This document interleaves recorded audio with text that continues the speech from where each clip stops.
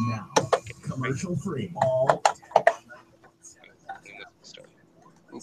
Yay, and just barely too. First time I said it, I just realized my mic was off.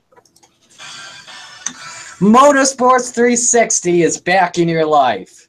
Wherever you may be, however you may be listening to us, live from Genesee Community College in Batavia, New York, whether it's TuneIn, 90.7 FM, or on YouTube. We got a good one for you today on the first day of August in 2017. What's going on, everyone? Marty, along with Kelvin here. What's up? He's back for another episode. What's up, bud? Yeah, not much. Just got back from the city. Nice, nice. So, yeah, we got a lot to get to. Let's meet the panel first off. In case you're wondering where Jake is, he's coming. I think he's coming. I don't know. I sent him the link to the Hangout call, but I'll plug you in. But anyway, the rest of the people we got on the show, the usual. Michael Kelly. I barely made it.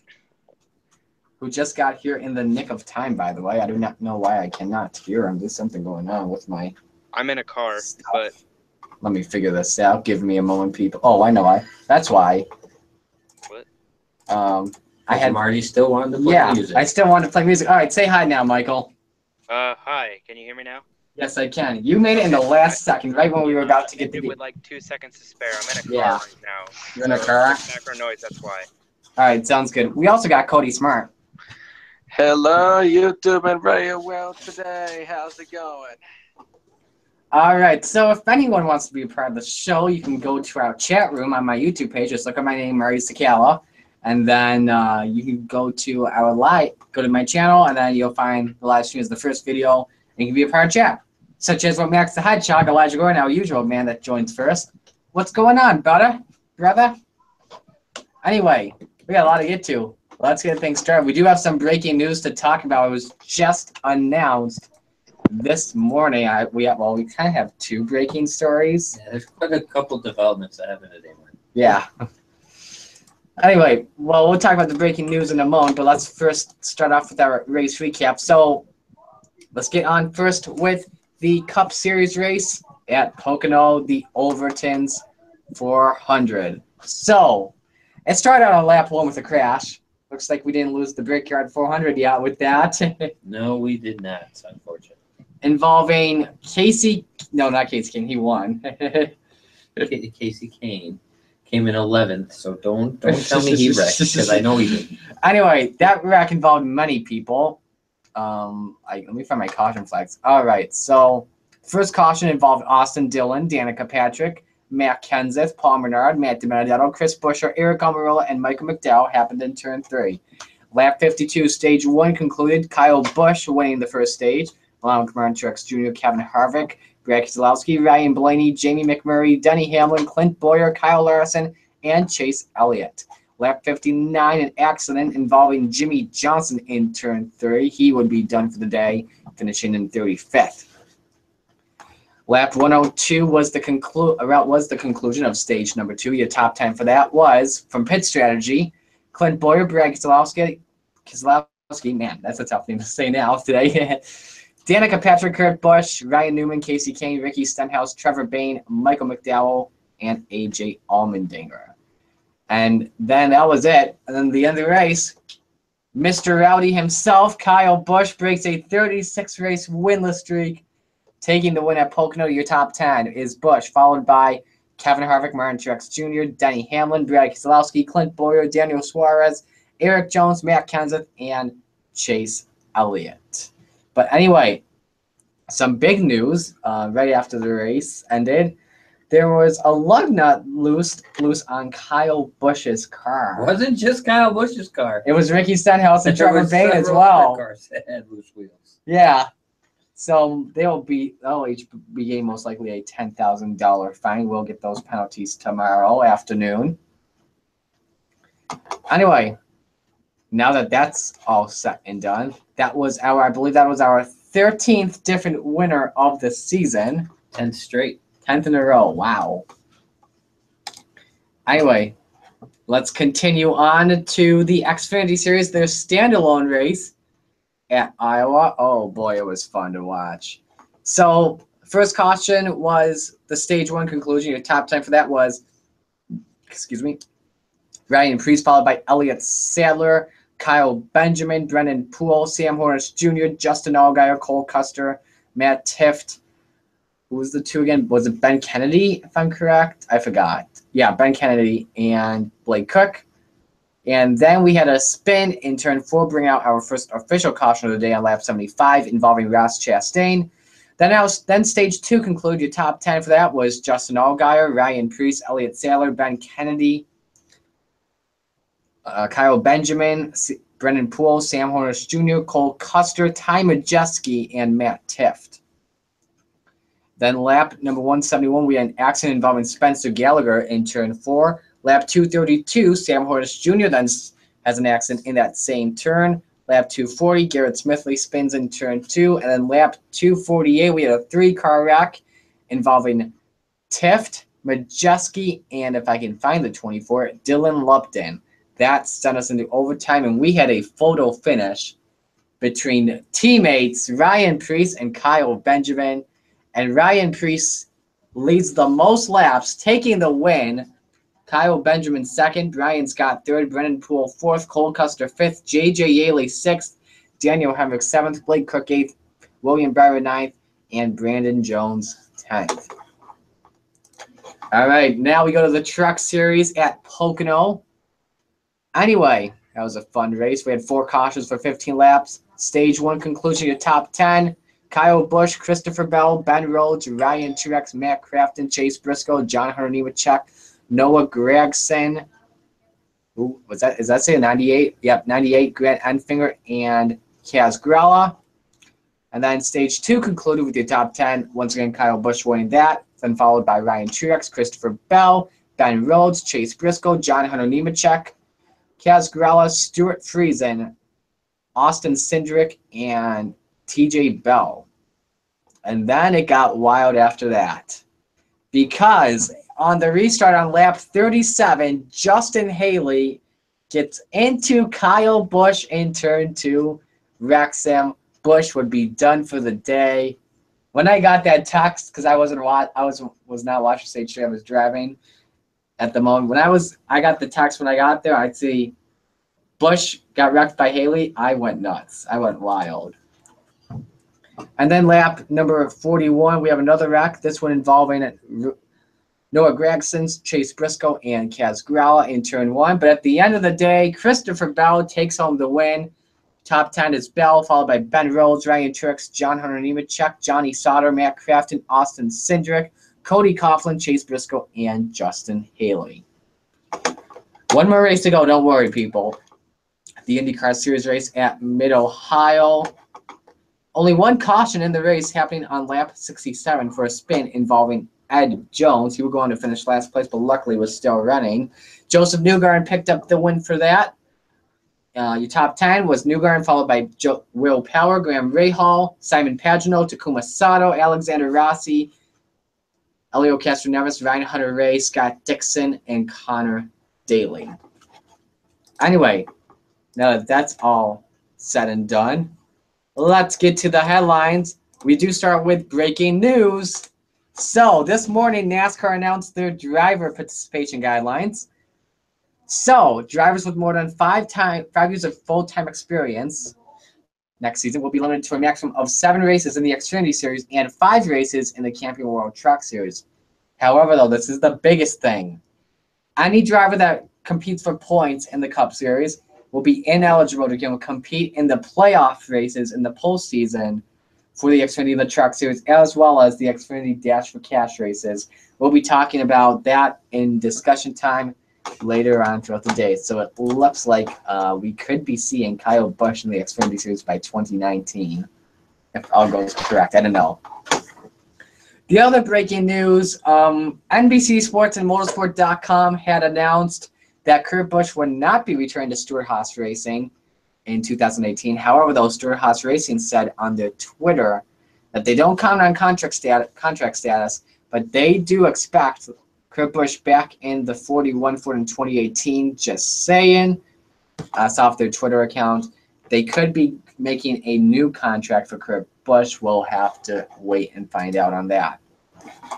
Some more silly season changes. Team Penske will be expanding to a 3-car team in 2018 for the Monster Energy Cup Series, with Ryan Blaney driving the number 12 Ford Fusion. Paul Menard will now be going into the number 21 Wood Brothers machine. This is big for Team Penske and Ryan Blaney after picking up his first win back at Pocono a month and a half ago. Target will not be renewing its sponsorship of Kyle Larson. So you thought drivers had silly season stuff going on? Wait till you hear sponsor silly season stuff going on. So off of Twitter, that Target will not be renewing their sponsorship of Kyle Larson. They will be leaving Motorsports for good. In case you guys remember, last season they did not renew their sponsorship with Scott Dixon for the IndyCar racing season. However, though, they will not do it this season. So this leaves Larson without a sponsorship for a majority of the season in 2018. Gray Gold, in case you've been wondering where he is, him and BK Racing are in a contract dispute at the moment.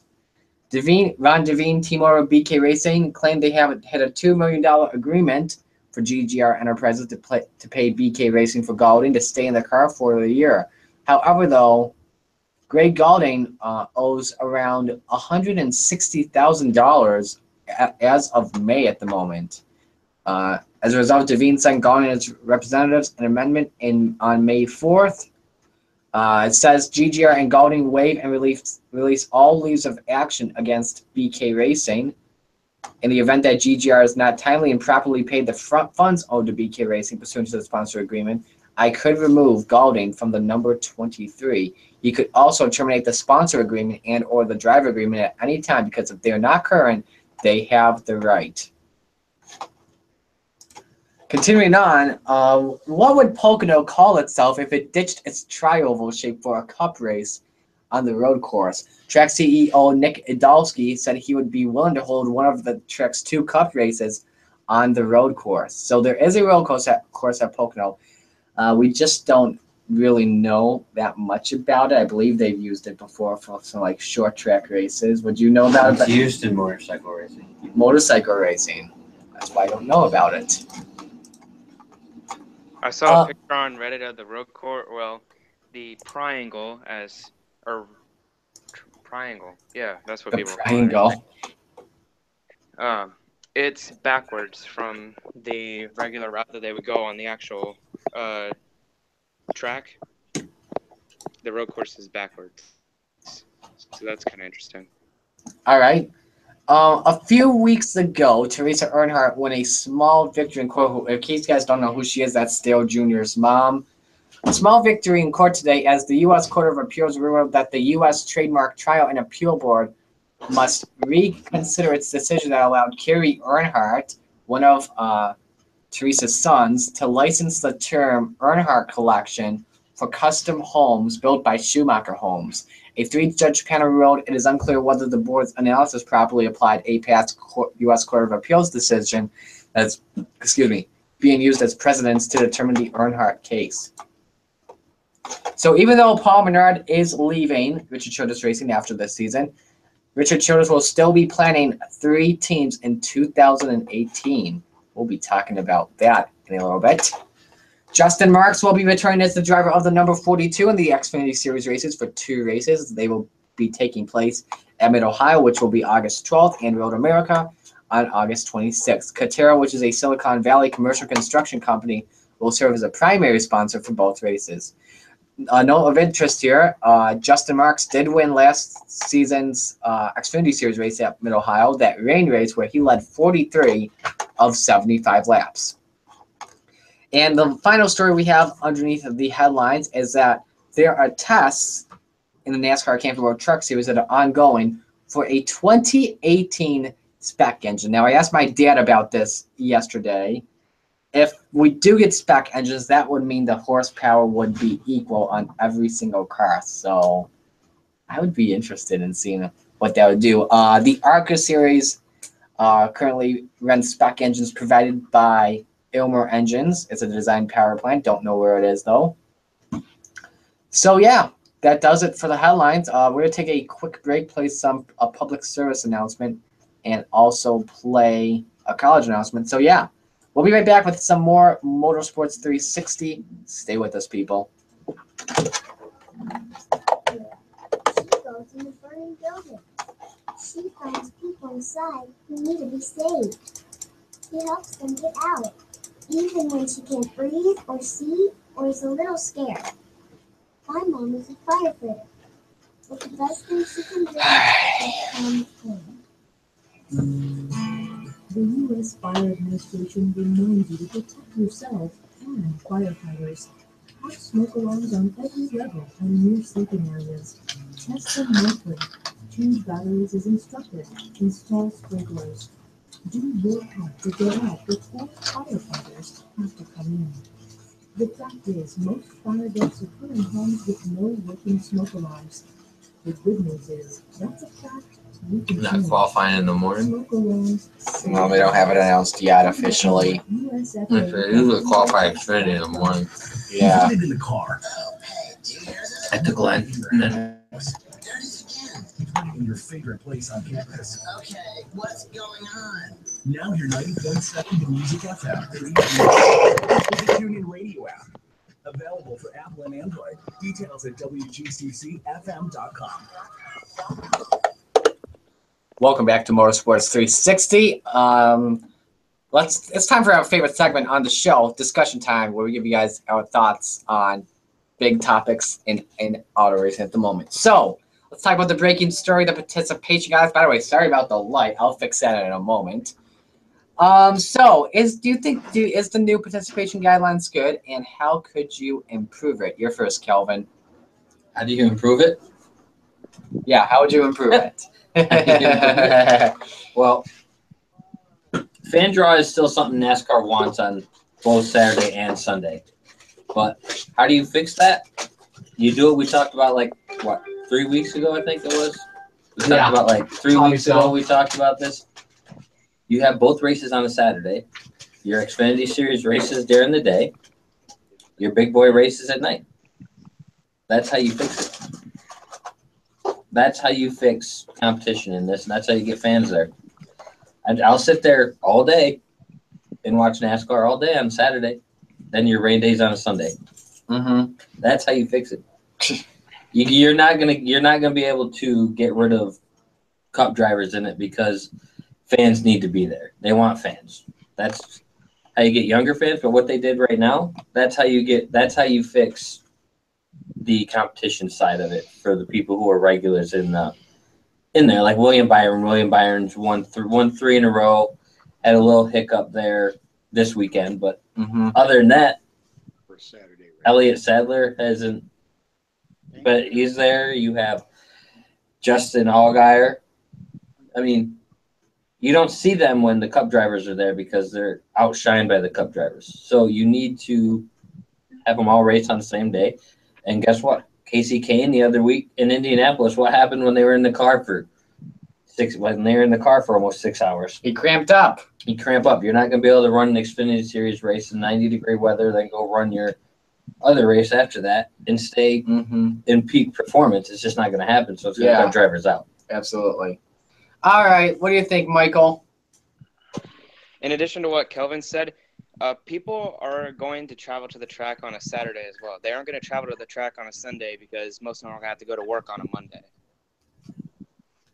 So, yeah. Anyways, my thoughts on this, I think they've gotten it pretty toned down as much as they can. I think it's pretty fair. Banning them from the Dash for Cash races and from the playoffs altogether in both series and just a handful of races for each driver. I really think they've gotten it as fair as they can, and I would doubt if we saw any more changes on this in the future, but you never know. All right, Cody. Wait a minute. What was the question about the new participation guidelines? How do you like the new participation guidelines for 2018, and how would you improve them? Well, let's see.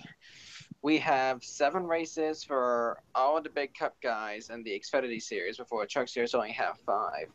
I like how they're improving things, and I would actually consider it as a transition on the way to eventually saying the Cup drivers who are 5 years or more can't race in the Xfinity or truck races anymore. I am beginning to like this. However, I feel like the process should actually go faster.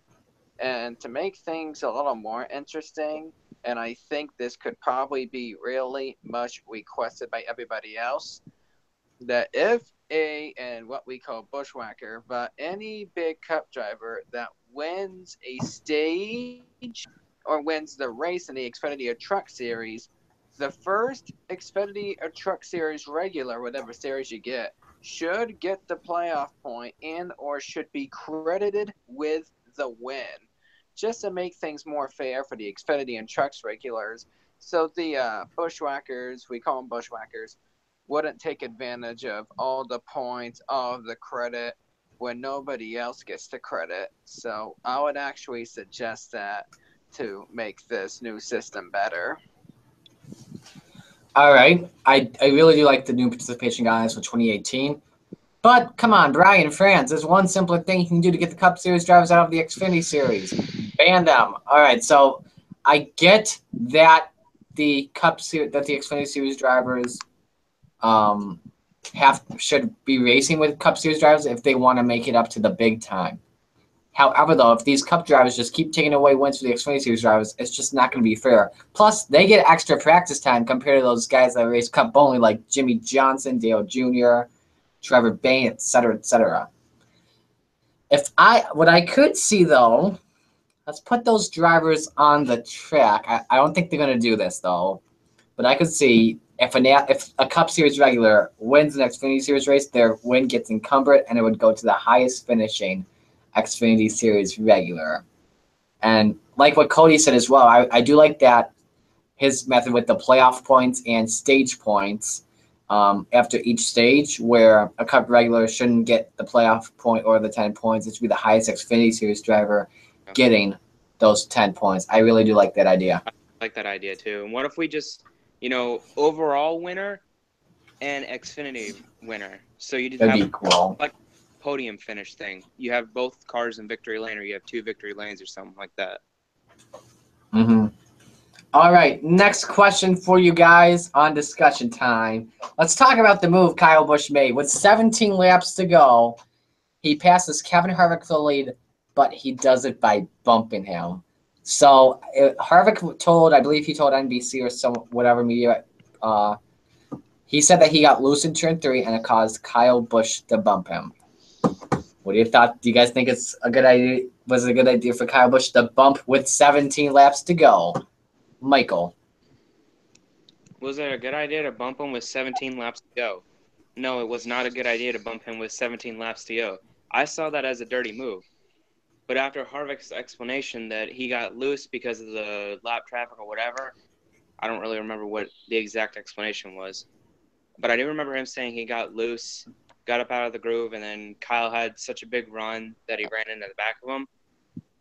I get that was sort of a racing deal, but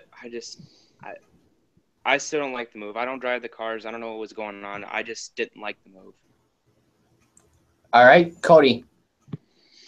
So is my mic on? Yes, it is. So Great. Now we have to deal with. We were almost having to deal with your mic problems for a moment. Might not be a good idea whatsoever to pass him at 17 laps to go like that. And with Harvick getting loose, it almost sounded like that Harvick was actually going to spin coming out of turn 3, and that would have caused a caution. And to make things even worse, it could have been a rivalry between Kevin Harvick and Kyle Busch, which in my opinion would have became the best rivalry in 2017, because we all know Harvick's temper in the past. So I do understand his reasoning.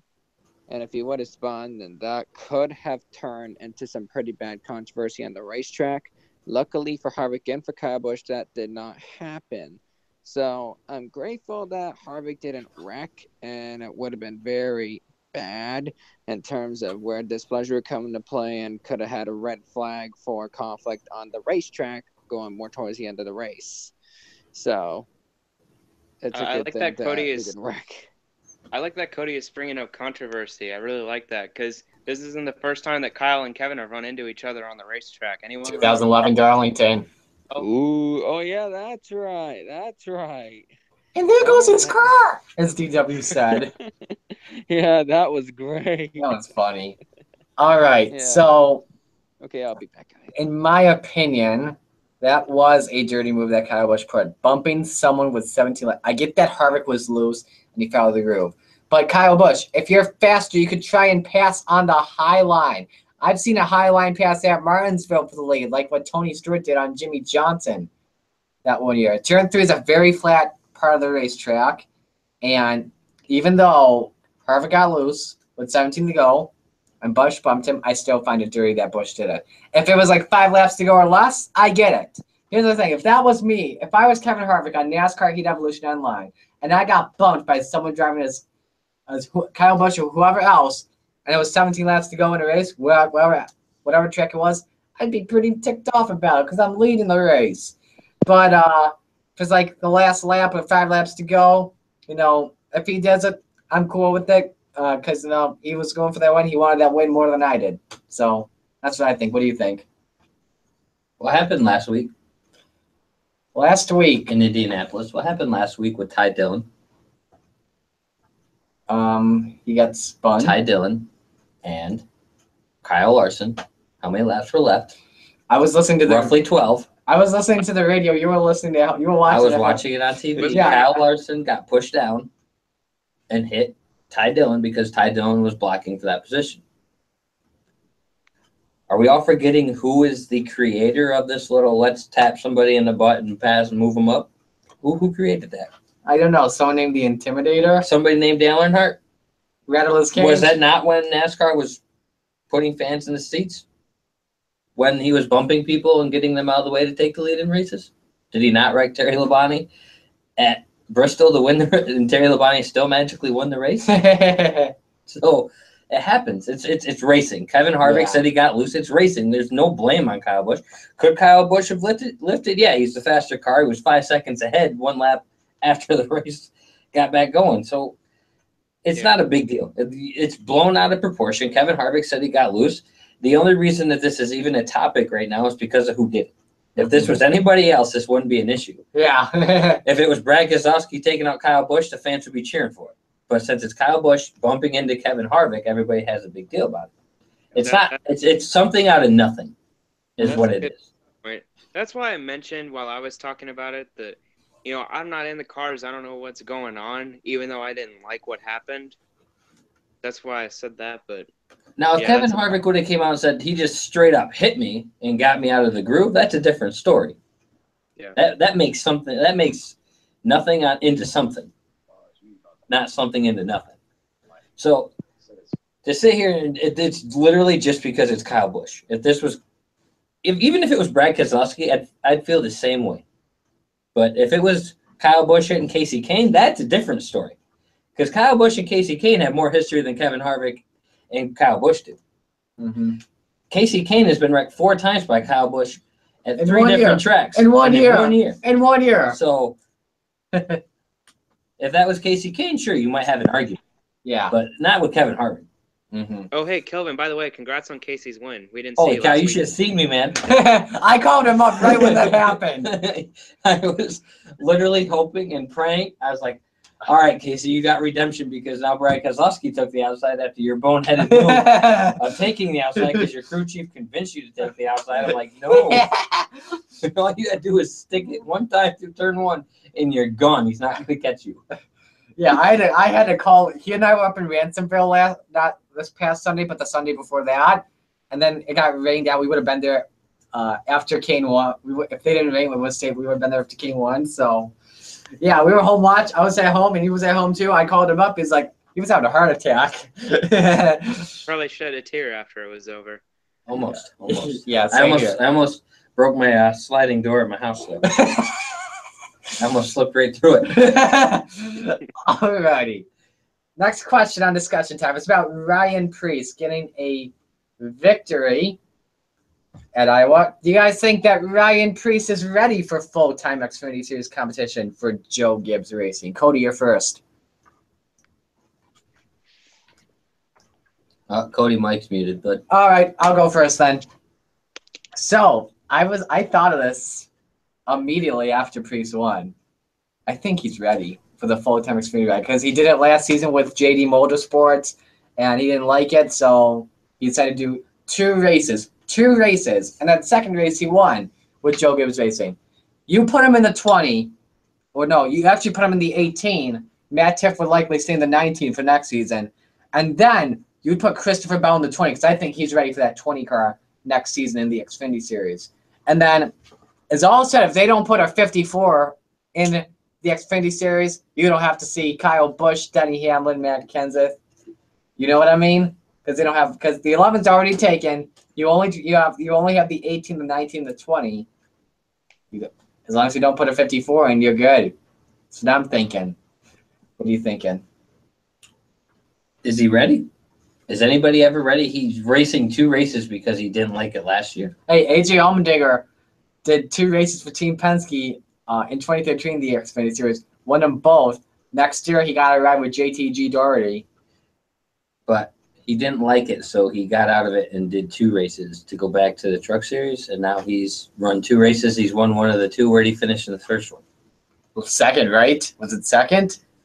So if he likes it now that he's only run 2 races, sure, you put him in there. But you're not going to sit there and tell me that you're that much more comfortable only running 2 races than you were the year before that when you ran every race in the Xfinity Series.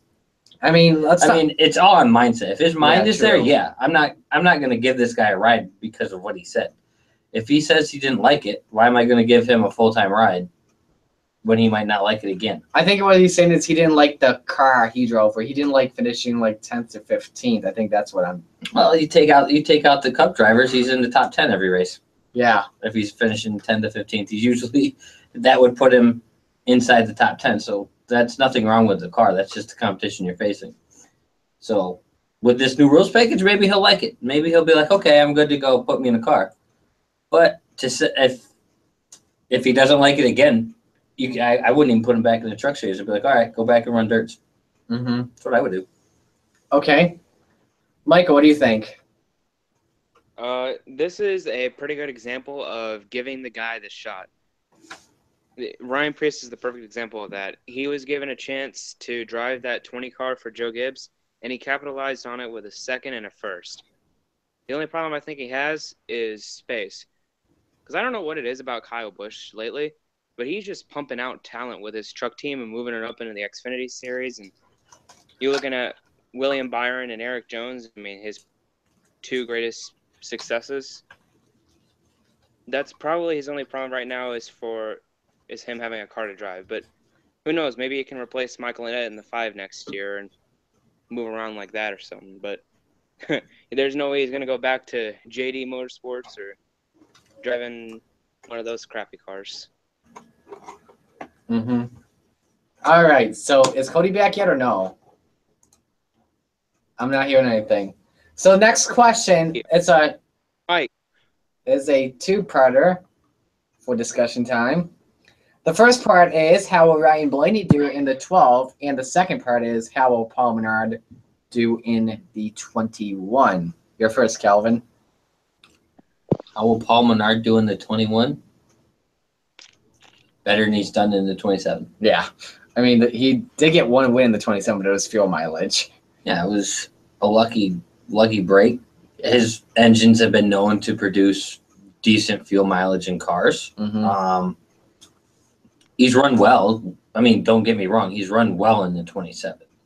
It's just bad luck sometimes, like Casey Kane. Casey Kane has run fairly well besides like a 6-race stretch this year. He's run consistent top 15s. Yeah. But that 6-race stretch, he was wrecked in a couple of them. He had a couple of tire issues. I mean, Paul Menard's going to do well in the 21.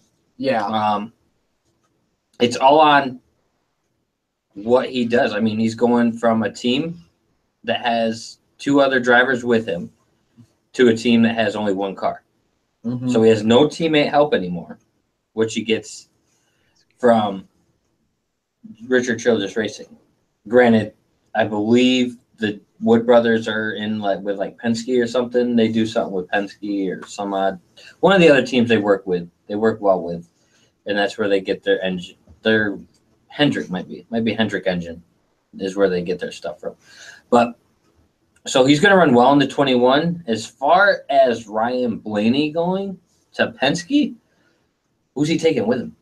Who's his crew chief? What's his pit crew? Is he taking the whole pit crew from Wood Brothers? No, I don't think you could do that because I think they're in a contract. I think you might be able to take your crew chief. So the beginning of the year for Blaney, I'm looking to be rough because I don't know what his team situation looks like. But I'm expecting by week 4 or 5 that team's going to have it figured out and they're going to be fine. So I'm expecting Ryan Blaney to be the same Ryan Blaney we've seen, but it's going to take him a month to get there just because of the new team. So that's what I see for Ryan Blaney. I mean, Ryan Blaney's got a bright future. That kid's freaky fast. He's like the next Kevin Harvick. Yeah, he's got talent. Oh, wow. All right, Michael. Hey, Cody's back. Unfortunately, I ran into something, but now I'm back.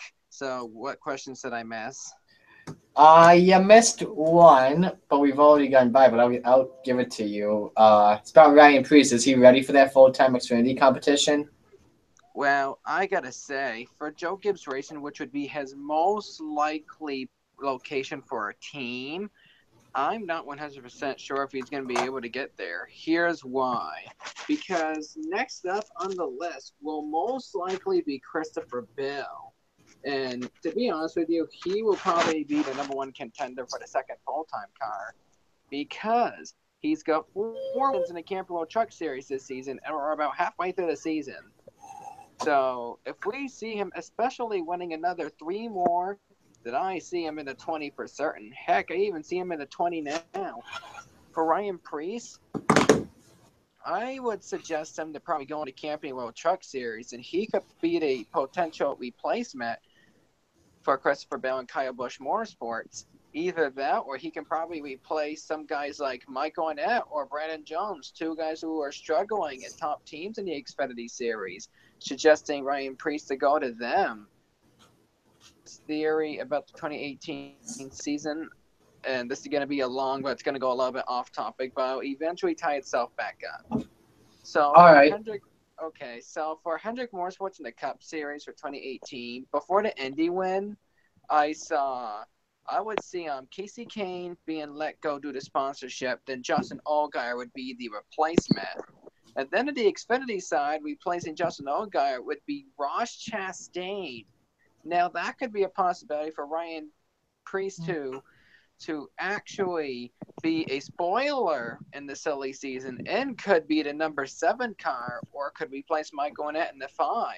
So I could see Ryan Preece being a time Xfinity, but it might not be with Joe Gibbs Racing. Okay, let's get back to our original question and go back to our original guy, Michael. So let's get the question back stated. How will Ryan Blaney do in the 12, and how will Paul Menard do in the 21? Okay, thank you for restarting the question because I forgot. Ryan Blaney, I would expect the same results out of him that we're seeing out of the 21 car thus far. More wins. He's, like Coven said, he's really got a lot of talent. He's becoming the fan favorite very, very quickly. Paul Menard, this is his chance to get back on the map, get back to victory lane, get back in the playoffs. This is his golden opportunity. It's make or break for him next season, really. Okay, Cody. I think Ryan Blaney will do really good in the 12 for Team Penske. He's got the talent. He's got the stuff. I almost like he was going to win at Pocono again. But throughout his talent, and I believe Ryan Blaney, he was in the top. No, he wasn't in the top 10 recently. But anyway, he's still a really good driver, and he could have a great potential to be one of those new young guns in NASCAR that could actually do really good. So going into Team Penske, with this consistency, I would expect Ryan Blaney to win probably 3 races next season. I know it will be huge expectations, but I see him winning 3 races next season. Could be right beside Brad Keselowski going into the chase. Now, as far as Paul Menard is concerned, I have a bad feeling about it, despite that he'll be affiliated with Team Penske, because his consistency has been pretty low lately. And I mean, he is down to, I believe, 23rd in points, only to be a little ahead of the last placed rookie, Ty Dillon. So I'm not sure if Menard could be ready for this. And I have a bad feeling about it. But I do see Menard probably improving a bit next season because the 21 team has been pretty consistent. So if Paul Menard can come in and probably be part of this learning curve, then he could probably find himself maybe in the top 20, possibly top 15. But that's all I got to say for Paul Menard for 2018. Sponsorship, he's got that with Menards, pretty much no doubt. So I was surprised seeing Paul Menard go into 21, but I think he's going to do decent. Probably not as great as Ryan Blaney this season, but still would do decent. Okay. I want to bring something up here real quick. I want to go back to our new participation guidelines question, but listen to this. I want to get your thoughts on this. Off of Sirius XM, Kyle Busch may close down his truck team if NASCAR keeps cutting down on him in the truck series. What are your thoughts? You're first, Kelvin. Another generation of where if I don't get my way, I'm leaving. And sorry, Kyle, you've won 99 races now. Get over it. You're okay. You've made your money. Put it somewhere else. Go put somebody in the Xfinity Series in a car for you. Go do that. I mean, he did field an Xfinity Series team in 2015. Him and his brother ran it. Yeah, him, his brother, and Parker Kligerman. So get out of the trucks, put it in Xfinity, and give us another young talent. So you stop losing your young talent, like William Byron, who you lost, who's now driving for Hendrick. And has won like 3 out of the past 6 races. So, and you're going to lose him to Hendrick in, if not next year, the year after next year, because Casey Kane's contract's up. Unless Casey Kane wins the next 2 championships, I think he's done at Hendrick regardless. I don't think he's done now that he won at Indy, but I think after his contract runs up, unless he wins the championship next year for Hendrick, he's gone. And I have a feeling he'll get a ride. Just because of his experience. I mean, he'll get a ride somewhere. And if he doesn't get picked up, if Hendrick lets him go this year and voids his contract, he's going to end up I think he ends up at RCR. All right. Michael. Well, that's not good for a couple reasons because, one, sponsorship. I mean, his name in the truck series is a good thing. It brings in sponsors like Cessna. Brings in custom, Did you guys hear that? Shout out to Michael's dad. Yeah. And number 2, I thought the point of that truck series team was for Joe Gibbs to have a development program. Because they had the Xfinity Series, but his dear old drivers in the Cup Series love to drive those cars in the Xfinity Series. So I thought that was what the point of his truck team was so that Joe Gibbs could have a development team. Not so that he could go and drive 10 truck races and win them all. Okay. That's my view on it. All right, Cody. Are we talking about Kyle Busch trying to own an Xfinity team, or we're talking about one of your thoughts on Kyle Busch saying he may close down his truck team if NASCAR keeps cutting down on him? Oh, wow.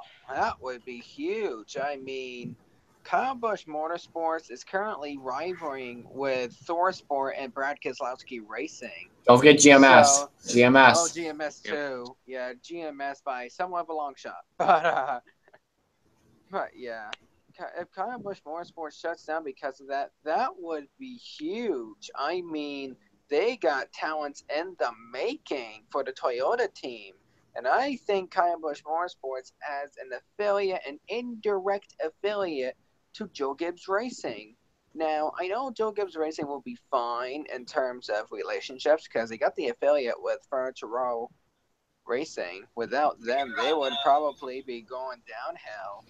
But losing Kyle Busch Motorsports would mean losing to have the chance of continuing the process of producing drivers going up to the Xfinity and eventually the Cup Series, because I've been hearing some friends of mine predicting like a few years from now who would be in Furniture Row and who would be in Joe Gibbs. And we're hearing names from Furniture Row extending to 3 and probably 4-car teams. Names like Christopher Bell, Matt Tiff, Noah Gregson. I mean, we are looking at a new set of drivers and talents in the making for Toyota. And now with Kyle Busch Motorsports possibly shutting down, that could end that process. And it could start to something really bad, not just for the Truck Series, but also for the Xfinity and Cup. Like, they could probably save Christopher Bell by the bell. So, other than Christopher Bell, I would not see them being able to save any other driver from this disaster that could be in the making if Kyle Busch leaves. Like, he could probably open up a team in the Xfinity Series again, but I can see that not ending well either. So, I would say that would be very bad if Kyle Busch Motorsports shuts down. But then it would eventually become a 3-team fight between ThorSport, GMS, and Brad Keselowski Racing. So Toyota wouldn't be overpowered. So there would be some good and bad if Kyle Busch Motorsports does shut down after 2017. Okay. All right. We got 2 more questions to go on discussion time. You got something to add? At Captain Accord 59, Derek Accord on Twitter says to at Keselowski, what do you think that to run the lower series, a Cup guy has to be in his own equipment? Interesting. Did you just get that off of? Did you just get that off of your Twitter page and it was like a response or something like that? No, it's just something that someone tagged on Reddit, so I clicked on it and this is what I saw. On he thinks that's a real solution to Xfinity, but I mean, yeah, that kind of would be a good idea because if I'm correct, Kyle Busch only drove the 54 on his team one season and then went back to Joe Gibbs Racing in 2012. Kyle Busch didn't even win a single Xfinity Series race that year, and Kurt Busch won that one race. He won that race at Richmond, but Kyle couldn't win in his own equipment, so he had to go back to Joe Gibbs so that he could win again. I'd say that'd be interesting. That'd be interesting to watch that.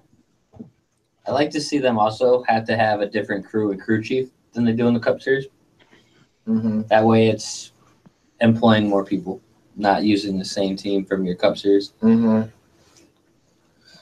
All right, so let's get. All right, so 2 more questions to go. The first one is about who takes over the 27. Now, Richard Schroeder said that it remained it'd be a 3 Cup car team. Could it be Ty Dillon going to that 3rd Cup car, whether it's the 27 or a different number? Okay, who did we start off with last time? I forgot. Who was that? I don't know. Start with Cody. All right, Cody, you're first. Okay, so I do see Ty Dillon going to the 3rd car. Why? Because the race team is family. It is a family-made team because when Austin Dillon won the Xfinity Series championship back in 2013 and Richard Childress just decided to bring the number 3 back, I bet if Austin Dillon wouldn't have won the championship and would finish, say, 6th in points instead of 1st, he would still have him drive to number 3. Why? Because of family. That's why I've been hearing a lot of rumors from Google Hangouts and on Facebook that GMS Racing could be opening up a team in the Cup Series and would have Spencer Gallagher be driving for them. Really, guys? Gallagher is 19th in the points. Why would they have him in the Cup? One word, family. So I would see them having Ty Dillon in that team, and I would actually change that number to number 33 instead of the 27. You do know the Motorsports. Sorry to interrupt you, Cody, but you do know Jeffrey Earnhardt drives that. Yeah, despite that the Motorsports Group does have the 33 as of now, they said in a rumor for the 2017 silly season that they would also use the 30 for only select races. That means that the Motorsports Group still has a number 30 in their possession, and nobody has taken it as of yet. That means Retro Challengers Racing and the Motorsports Group could build a negotiation for Retro Challengers Racing to own the 33 in the Cup Series. Since the Motorsports Group has number 30 still in their possession, they can still have that to have Jeffrey Earnhardt drive the 30 car for the Motorsports Group going into 2018. So then Richard Childress could have a successful negotiation and have the number 33 being driven by Ty Dillon. And that would conclude of who would drive the third car for Richard Childress Racing. Okay. Alrighty, here's what I'm thinking. You know, Richard Childress's one of his grandsons is Austin Dillon. Austin's brother is Ty. How can you not give that third car to Ty Dillon? I get that Germain Racing wants him back for next season in the 13. But here's the thing: you can find someone else for the 13. We got we just have a bunch of free. We just got a bunch of free agents out there for the silly season. So I don't know. We could see it happening. But yeah, Ty Dillon goes to that third car for Richard Childress Racing, and I think, watch this, they changed the number from 27 to 29. That's what I'm thinking. What are you thinking, Kelvin? Ooh, you want to bring back Kevin Harvick's first win number 29? Yeah. Do you want to bring back the white and red paint scheme too? No, because they don't have good red. They can't. Good red. Budweiser is not involved. coming back. It's not Budweiser now. It's Busch. Okay. Taste the Oh, Christmas. wow. I didn't know Budweiser shut down. No, Budweiser's still around, but it's an Anheuser-Busch sponsorship, but it's Busch and not Budweiser. Yeah, they took the Budweiser out and put Busch in there because they realized that hillbilly rednecks like to drink Busch beer instead of Budweiser because they can afford it more. So when you go to NASCAR, look at all the Busch cans compared to Budweiser cans. Yeah. And if you're in a campsite, usually it's a Busch beer instead of a Budweiser beer. It's all about camping. Because you can Budweiser drink have more. a light beer? What? Oh, okay. Never mind. Wait, what? Nothing. Okay. Just that answered it for him. Yeah. But This might become one of the funniest moments in 2017 in the radio world here, folks. How would I know? I'm 21. I don't drink. I'm 18 for Pete's sakes. So he's the oldest. He's 28. There you But, go, bud. Cheers to you in 3 years. 30, man, I'll be 31. He'd be 31, I'd be 21. Oh, boy. All right. But Ty Dillon's getting that ride. Yeah. No doubt about it. Ty Dillon's coming home. That concludes the news segment of Stuff Michael Says. Well, Elijah says in the chat that moment was good. Can you please put that on funniest moments of 2017? Does that make the honorable mentions lineup? Yeah, that's what I said. At least I made a list. Yeah. Blooper reel. Yep. All right. Anyway, all right. What are you thinking, Michael? What was the question? Ty Dillon did 27. Light beer. That was the question, right? Is it 27? Okay, I'm looking on J-Ski, and they have 3 drivers with question marks: Ty Dillon, Casey Kane, and Matt Kenseth. Huh. Well, guess what? Matt Kenseth, I know where he's going. He's going to the 77. Casey Kane is going to drive that 23 for GMS. And according to Rick Allen, what? I was going to say, my mic's on. You can still hear Yeah, it. that's right, true. I just said Matt Kenseth goes to a retirement home. Wow. No, I know where. Oh, I boy. have several places Hey, where Marty, Casey guess came. what? My dad's a Matt Kenseth fan. Oh, sorry, Michael's dad. Retirement here. All right. Yeah, Matt goes to 77. Casey Kane drives the 23 for GMS. Ty Dillon, according to Rick Allen on NBC the other day, he said that Ty Dillon is happy with the 13 team. And, Rick Allen always makes sense, so we got to go off of that. Yeah, Rick Allen. So, the 27, who was it? I just had him in mind. Who was it that I was going to? Oh, yeah. So, you know who that leaves? The guy who's driving for a single car, Levine Family Racing, who has done extremely well for that team. Michael McDowell finally gets his shot. He gets the best ride of his career. He goes to drive for the 27 and Richard Childress Racing. It's gonna happen. That's a good McDowell is point. having a good year. That is a good point because Yeah, last year that he is a won at good Road America guess. in the 2. With the subpar team, he's doing fairly well. Yeah. All right, let's get to our last question on discussion time. Didn't talk about it last week, but it's about something that happened at Indianapolis. Yay! I think Kelvin knows what I'm talking about. Probably. So after Kyle Busch and Marin Truex got together underneath the caution flag, a confrontation broke out between Adam Stevens, crew chief of the 18, and 2 pit crew members for the 78 with the iconic quote of the year by that 78. It wasn't the fuel man, it was someone else. I don't care who you are, get out of my box. As a result, Joe Gibbs Racing has given a 3-race suspension to those 2 crewmen of the 78. Now, here's the thing. Those crewmen are not part of Furniture Row Racing. I mean, they do pit the 78, but Joe Gibbs Racing supplies pit crews to Furniture Row Racing. So was the pit crew suspension a good call? I believe, so looking at the video, if you notice, Did you watch the whole video or just the video that they put on Facebook? I watched the entire video. Okay. So here's so the first crew member instigates it by doing to Adam Stevens. So that's technically an instigation, like you see in hockey. You get 2-minute minors or 5-minute majors for instigation.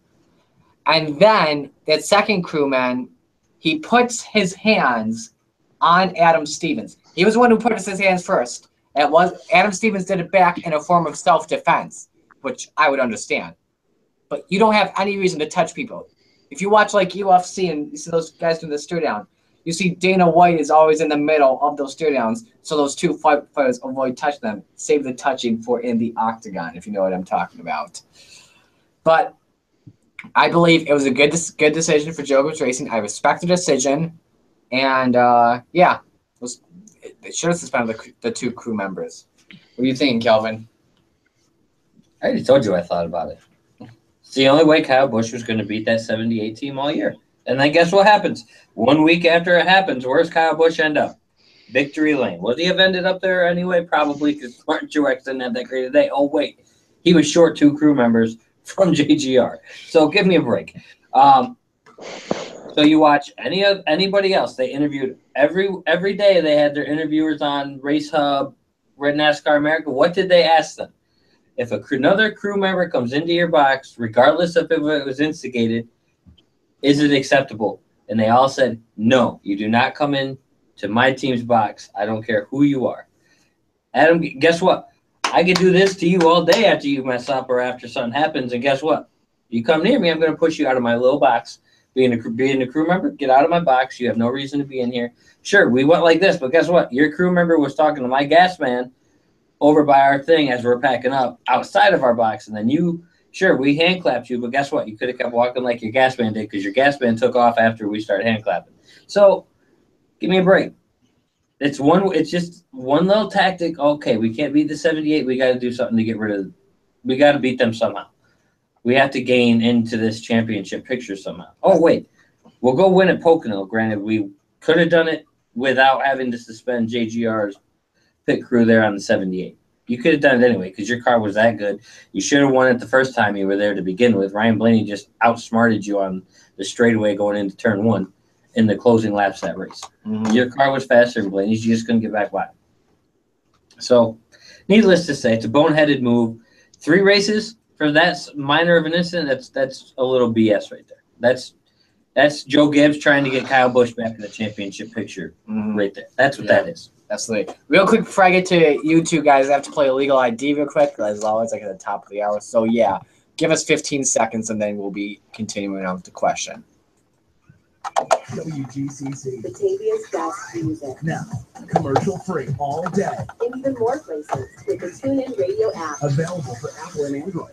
This is 90.7 FM. So let's continue the question. Michael. So the first crew member on the 78, he got Adam Stevens' attention by clapping and calling him over, and then they've gotten their little yelling match.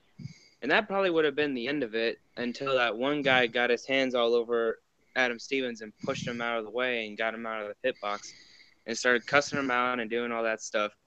What they did to both of them, I think, was well deserved. Honestly, I think they should have given a penalty to Adam Stevens too, because he didn't have to go over there, you know. But he did, and then that was the result of it. But that's all right, I guess. It's Joe Gibbs' decision on what to do. So. All right, Cody. They said that there was more to sorry. it. And they never released what else happened, but I don't know. All right, Cody, what do you think? This can be a little controversial to what I think about this. What the 78 team owner said about respecting that penalty because it was him that supplied the pit crew. I'm a little two-sided on this because I know that Joe Gibbs Racing and Virtual Racing are both affiliates. But what I did not know was that the pit crews are also provided to the 78. Now, two questions. One, was it right for Adam Stevens to go down and pretty much tell off the 78 team?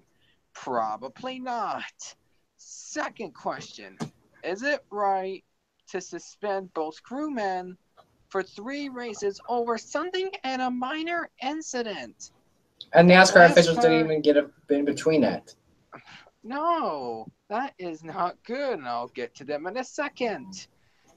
That was probably not appropriate in the sake of this sport. Probably would have been appropriate if we were talking about basketball. Because in basketball and in baseball, they do hand out those kind of ridiculous penalties for one minor thing. Heck, you can yell out one word in a basketball game, and that costs you $25,000. But in NASCAR, it is practically probably a warning to calm down. Now, if I were the 78 owner, I would probably go right behind Joe Gibbs' back and probably just tattletale to the officials and have them investigate that action, because that did not result in a huge fight or anything. And I'm pretty sure at some point, if they would have reported to the NASCAR officials that Adam Stevens, on top of Joe Gibbs Racing, would end up getting suspended for 3 races. They're like, you know what? You suspend them for 3 races over misconduct like that, over Joe Gibbs Racing, then here's a good deal for you. Adam Stevens gets suspended for 3 races for Joe Gibbs Racing's poor reaction to both of the 78 pit crew. Yes, they're affiliates, but you can't really do something that harsh to another person's team, because that is, in my words, sabotage. And that might have sabotaged the 78's team, and that must have been an unauthorized sabotage, unless if it would have been NASCAR's rule to suspend that person themselves. So I would say it would be a very unfair move, and NASCAR should investigate this. Alrighty. So now that we're done with discussion time, it's time to give our predictions for this weekend's races. So here are how the standings look. After Pocono, I have the points lead with 11. Second in points is Michael with 72. Third is Cody with 70. Fourth, who is not here, Jake with 60, so he will be out of the running most likely.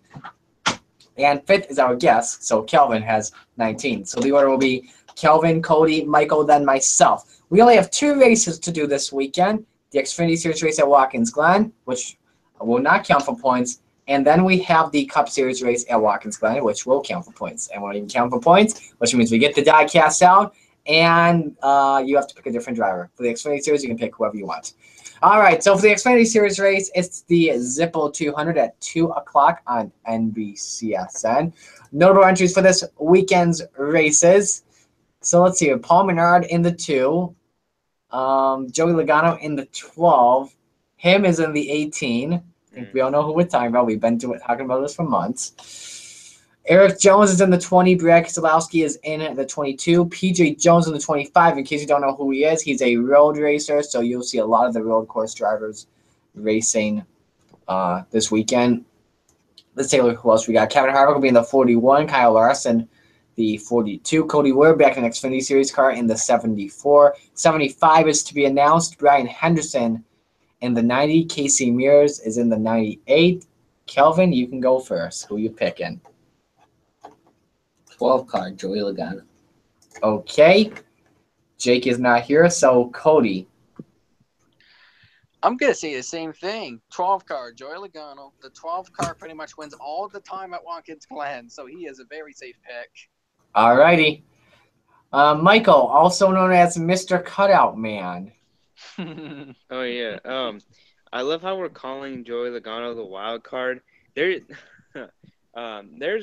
8 Cup drivers in this Xfinity race this weekend. I just want to point that out.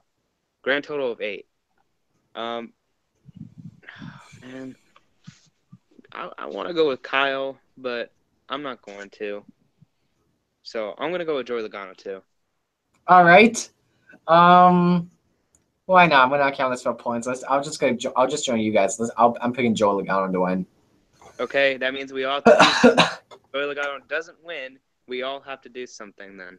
Reveal your faces. Oh my gosh. Kelvin and I have already done that, so you, Cody, and Jake have to reveal your No, faces. since you guys have already done it and Cody did it by accident, one of those. So that means you have to reveal your face, Michael. No, it has to be something we all do. Half of us have already done it, so we can't do it. We all, I don't know. That's a good question. I'm not too sure. We just do nothing. Yeah, I don't know. That sounds like a good idea. Yeah, we'll do nothing. Do nothing. All right, now it's time for the featured race, the Cup Series race, the I Love New York, and I do too, and he does as well. I like Florida. Depends on the part of New York you're in. Not gonna lie. Go back to Jersey. Yeah. The I Love New York 355. It's a 3 o'clock race on NBC SN. Alrighty, so interesting story going into this race. We have 36 entries. 2 of the Norway entries that are not in it. The 83 team, which is usually driven by Corey LaJoy, he's going to be racing in the 23. And Premium Motorsports not entering the 55 in for this weekend's race. They do have a 15 in, which will be driven by Gary Clutt, who will be making his Cup Series debut this weekend. Alrighty, so you guys get your diecast ready. I'm going to turn off the microphones real quick. Kelvin, you can whisper me your pick to win right now.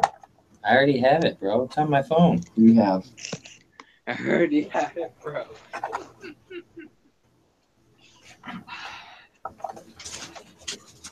Don't worry, I made sure. Oh wait, don't worry, I made sure Marty can't use this diecast. You guys are gonna steal my. Look, Kelvin is ready. Look at the photo I had, though. That's a perfect photo. All right, you then show the photo then as well. Yeah, so I picked I'm this looking guy. for him right Where's my now. photo? We gotta Looking see it. for him right Let now. me see if I can see it Yep, on the screen. found him. All right, go ahead, pick it. Okay. Show it. So here's who I'm picking to win. This is AJ Allmendinger. But here's the photo of him crossing the finish line a couple years back at said Watkins Glen. Right? Oh, wait. Yeah, there we go. That's who's going to win this weekend. AJ Allmendinger, Sunday night. I have Wins it. a con to that because you stole my pick. Darn it! I told you he wasn't You going stole my pick too. Dang it! So, Well. you stole Jay. And Marty has left the building. perfectly. Stole, I knew you guys were going to pick favorite, but then you picked Allmendinger. I was hoping Jake was here so that he could pick All right. Allmendinger, and then Allmendinger would wreck. All right, Cody, you're up. Get wrecked. Well, thanks for stealing my pick as I was about to pick him. Please, sweet. I think Michael would have picked him as well. Darn you. And I was calling it if Jake was going to steal him yesterday. Yeah. Darn you. Well, let's see who else I'm going to pick. Let's see. He doesn't have a pick. Are you okay? Yeah. There is another notorious road course racer that's really good at watching. Okay, Cody, it works. there you go. It's working. Okay, so thanks for stealing my pick. You're welcome. Let's see who else I think is going to win the Glen. In the NRLA podcast, which shout out to those guys yesterday, I said AJ Allmendinger was going to win the race. Now, if you guys were watching the podcast yesterday, you would probably know who my dark horse is. Because he I know needs who he's a picking, really and he's going to good take my driver.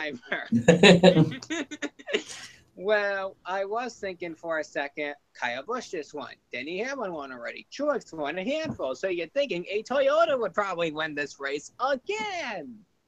Well, I am going to say no to that. And I am going to pick a driver who will probably soon be in a must-win situation if he doesn't catch up soon. Which goes down to two candidates, Clint Boyer and Joey Logano. Now, who has won the Glen race? That would be him. Logano wins. Logano And wins. Marty's shaking his head like, no, he didn't just take my pick again. This is what Thanks, sucks. Cody. This is what sucks about being the points leader. Appreciate that, bud. Well, Marty, that gets you back from Michigan. Man, we've gotten you all. We All got right, you. all right. I got you all. Michael, Man, if we're you going take my good. pick again, I don't know what to do. I'm telling you, there's I wish I another. knew There's two what more to pick. notorious people out there. Wait, Marty, can I know on who you were planning to pick? Digger? And then Logano, and then who? I'm not gonna say. I'm not gonna say until you see. no. You Okay, pick it first. I don't know why Cody has Logano as a dark horse, because Logano's won there. All right, but before I get to dark horses, I want to point out trends, because I like to look at trends. Now, Kevin Harvick, he won the Sonoma race, and he almost won at Watkins Glen in 2015, but he ran out of fuel. So we got that. Oh, Marty's eyes got wide. Ooh, okay. Oh boy. Kurt Busch, our Daytona 500 champion. Otherwise, he has not done much this season. But when you look at last year, Denny Hamlin won the Daytona 500, and then he won Watkins Glen. So that's another trend. But guess what? This guy right here, the little team that could, Michael McDowell, he is going Nice to be. diecast. Thank you. I'm just going to throw this out there. He is going to be my driver to watch out for this weekend. I'm not saying he's going to win, but watch out for him. Now, it's down between Kurt Busch and Kevin Harvick. I really like trends, and I really, really like this trend because it happened in 2015 as well with Joey Logano. Logano won the 500, and then he won the race at the Glen.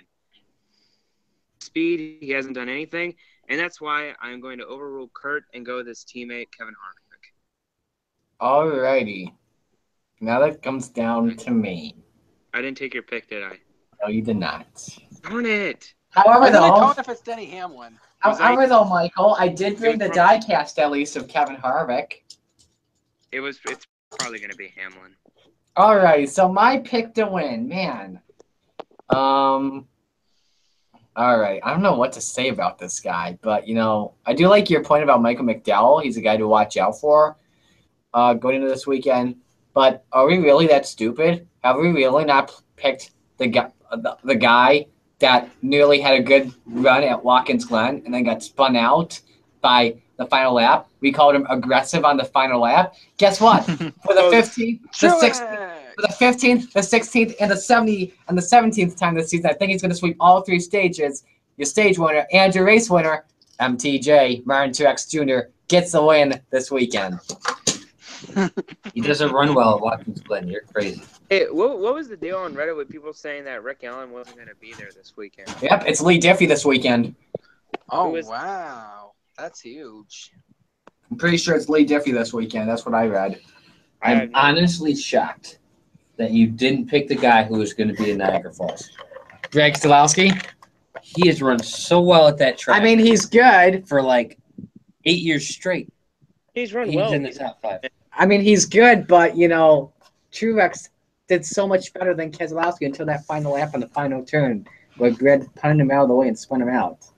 All right, so to recap the picks, if I can get this. All right, so Kelvin's got AJ Allmendinger with the Bobby Labonte car I brought with me. Cody's got Joey Logano. Michael's got Kevin Harvick, and I got Martin Truex Jr. All righty. Hey, Marty, real quick before we go, I want to bring everyone a new segment on Motorsports. It's called Stuff Rick Allen Says. Denny Hamlin, the 25th driver in NASCAR history to have 30 wins in a season. Oh, wow. We also Aggressive goes around. We also have Aggressive Goes Around.